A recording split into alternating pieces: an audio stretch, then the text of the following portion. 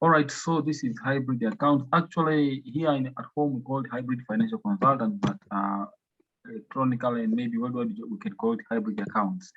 Today we're just going to take a look at I-37, International Accounting Standard number 37, called Provisions, Contingent Liabilities, and Contingent Assets. Now, let me tell you one thing. Whenever you study the IFRS or IAS, you have to ask yourself the reasons as to why you are just studying it. Otherwise, you will just find IFRS is just a collection of just a lot of information that actually cannot put use to. So first of all, when you find out provisions, content liabilities, and content assets, what's the main aim of this standard? Before going any deeper into the notes, actually, what we need here is to just to check, you can have assets and liabilities, but also you can find something like an asset, but the probability of getting some economic benefits from that asset is remote. Maybe it is there, but it's not 100%, for example. Then should we still recognize that asset or not? Or let's say there is a liability. Someone has sued you, and the litigation shows that there is a chance that you could have to pay, you could have to compensate the person who has sued you. So is that probable? Is it more probable than not? Is there more than 50% that chance that you would have to pay? Or is it less? You have to ask yourself those questions. And that's why this standard comes into play. So before going any further, I would just like us to speak of provisions, contingent liabilities, and contingent assets are in the following way, right? I could just come here. I will just come to this point here. Let's just shift to this point before we go any further. This summary actually would give you everything that we need to know on this standard, right? Okay. So, as you know, we're just trying to speak of assets, but also of liabilities. This is just a summary of what we expect. So, if we say for outflow, when you have a liability, you have to transfer economic resources, so it would result in the outflow of economic benefits, right? For inflow, that means that you are entitled to receive something, so it means that you could receive economic benefits, right? Okay, so this side here would be speaking of liabilities, while this side here would be speaking of assets. Now, to know whether this is a contingent liability, contingent asset, or maybe provision, you have to come and check at the probability of these things happening. Now, how do we go about that? You ask yourself, we start in the way that is very direct. If the probability is virtually certain, meaning that it is almost that it is going to happen, almost 100% that it is going to happen, we usually know that if it's an outflow, this is a liability. You have to recognize a liability in the financial statements. But also, if it is the asset, if it's the inflow, it will recognize the asset. So I've just put this as a reference, but actually I know that you know all this. All right, then we just go here to probable now, less than 100%. But usually when someone told you something is probable, that means that it has more than 50% chance of occurring. That's what we mean by probable. That means it is more likely than not. That's the meaning of probable. More likely than not means that we exceed the 50%. So if you find out that you have a liability, that maybe there is a probability that you can pay. The probability of paying is more than 50. It is more likely than not that you would have to pay someone. There would need to be the outflow of economic benefits. That's what we call a provision. So the standard says provisions, contingent liabilities, and contingent assets. So when speaking of the word provision here, we just mean a liability. That's why we'll see the definitions above that. A provision is a liability of one certain timing or amount. We would have to know why are we speaking of the word time, why of the amount, why are they uncertain. But as for now, we just do this way. Maybe someone can tell me tell me something here. Even in the conceptual framework, there is something called prudence concept. Prudence simply means the exercise of caution in such a way that assets and income should not be overstated, but also liabilities and expenses should not be understated.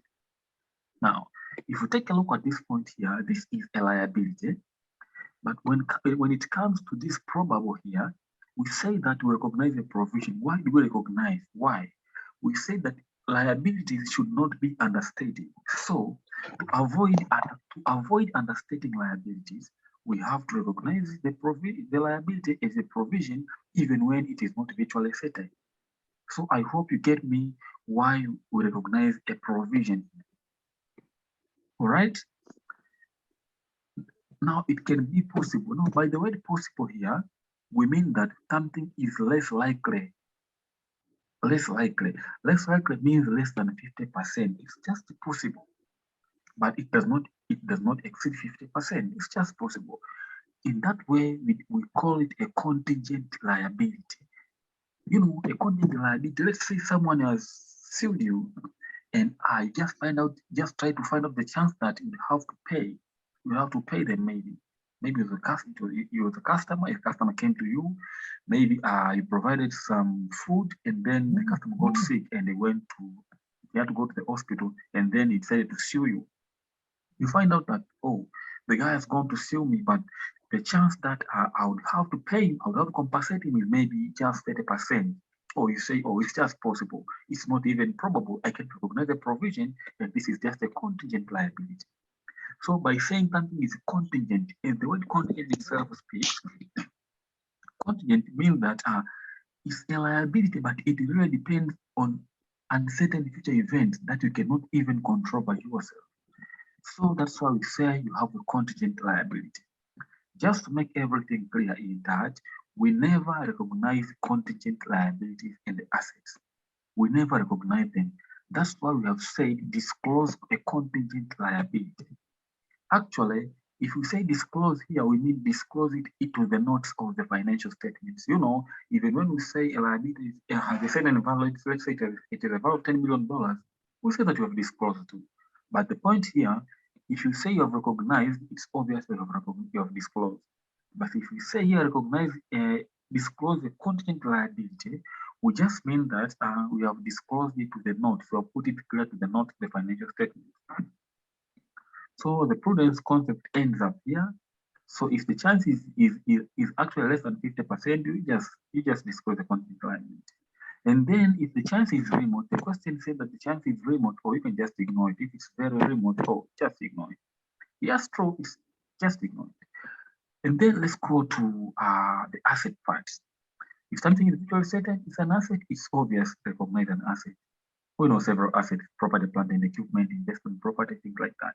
Now, what do you do when it is probable that you would have the cash inflow? Let's say you are the one who has sued someone and you expect a compensation. So you expect to receive something.